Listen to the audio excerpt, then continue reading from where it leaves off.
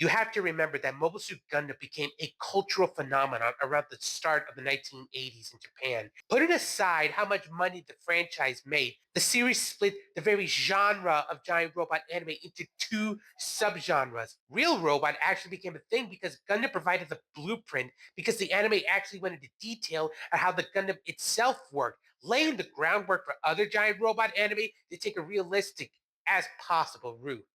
But it takes more than writing a good plot when creating an anime series. A lot of the production crew of the first Gundam anime returned for the sequel. All right, the Dream Team returned. Not all of them. Say what? Some of the individuals that worked on the first Gundam series were busy when work began on the sequel. Ichiro Itano, for example. Yeah, I remember him. Ichiro worked on the compilation film trilogy before being approached by Macross story creator Shoji Kawamori. I get it.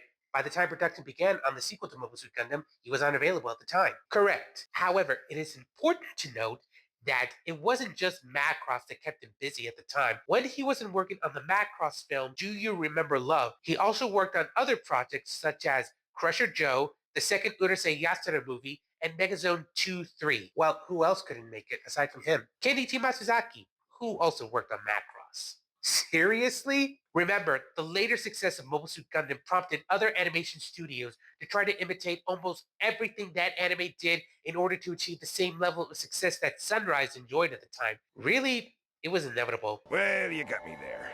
Thankfully, both Kunio Okuwara and Yasuhiko Yoshikazu returned to work with Tomino on the sequel, alongside some new blood, such as Yunhisa Uchida, who was appointed to be the sequel's mechanical animation director. Can we pause here? Why? I'm not familiar with the term of, what did you say again? Mechanical animation director? Yeah, is that like a mechanical designer? Sort of. A mechanical animation director is someone who focuses on the movement and behavior of any specific machine featured in an anime. They make sure that said machines maintain a certain level of realistic consistency that includes things like guiding the animation team in making sure the machines you see on the screen are both believable and entertaining, while also conforming to the laws of physics within the anime, all while translating the leading director's vision into the anime itself. Sounds like a lot of work just to make the giant robots visually engaging. That's because its role demands an extensive knowledge of both animation skill techniques and knowledge related to the subject of the animated work itself. So it's more than the rule of cool. It's still a factor, but it has to be presented in a way that makes sense on not just a scientific level, but a dramatic one as well. I think I'm starting to understand. They make sure that there's certain logic to the giant robots you see in the anime, right? Exactly. Tomino's vision for the sequel necessitated such a role mostly because of two certain works of animation, which were, first was Macross.